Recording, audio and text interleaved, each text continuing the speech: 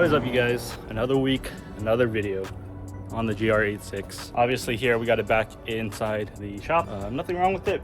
Well, a few things wrong with it, but we finally got the new turbo in from JDL. This time we are going with a Garrett GTX 3076R. A pretty big upgrade from the turbo that I had previously in the car. So we're gonna do that today, but before that we do have to do a few things. One, we got an oil change. Two, we do have a little bit of a coolant leak on top of the block from the coolant rail that we got to fix. Three, I think I have an exhaust leak from the overpipe to the headers. So we're gonna have to look into that as well and try to fix that. Pretty exciting day.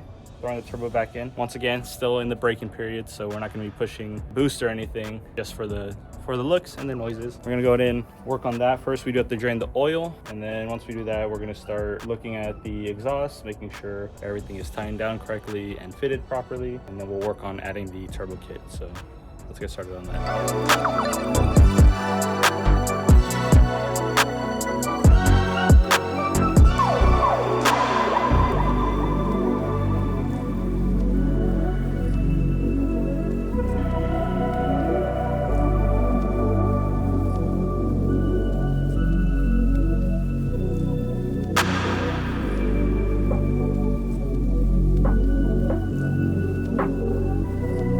As you can see, we just got the oil draining. We're gonna go ahead and let that drain. In the meantime, we're gonna try to figure out this coolant leak, which is somewhere up top from the coolant crossover path, the rail, which means all of this, all that's gonna come out. So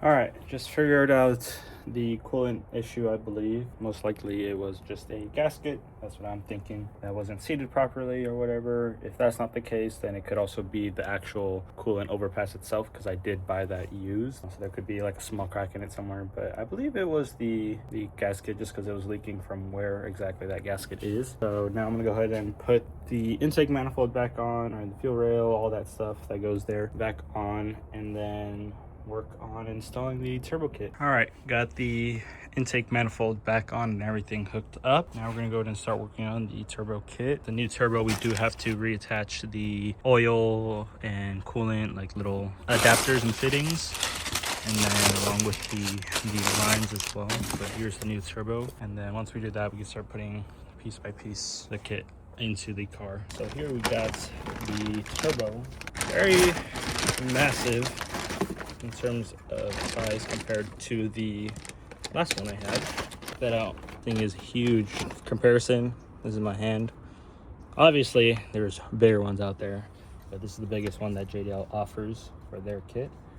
And yeah, it's a GTX, so the bearings are supposedly better than the regular GT one that Derek has in his BRZ, and it's also an internal wastegate. So we're gonna go ahead and need to put the coolant and oil feed lines in, along with attaching the return line as well for the oil.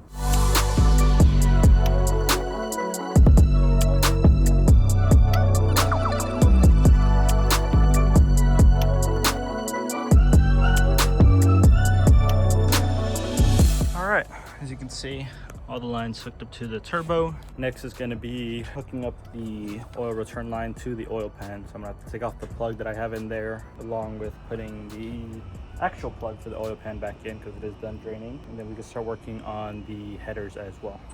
It's been a couple hours, got everything buttoned up on the car now, including putting the turbo kit on. Kind of just started freaking working and not even updating y'all. Turbo kit is on. Derek is here. We're about to do the first startup. Hopefully everything goes well. It should, because it's the same basically, just with the turbo in it.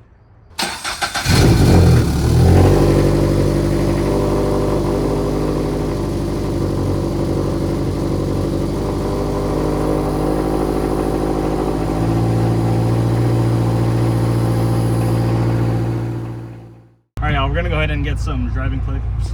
It is a couple days later. I've been driving the car for a while. Just for the noises. I'm not going to be full gassing it or anything, but just hopefully we can get some blow off noises, maybe some turbo spool noises as well. We will see. Maybe we'll get some interior shots too.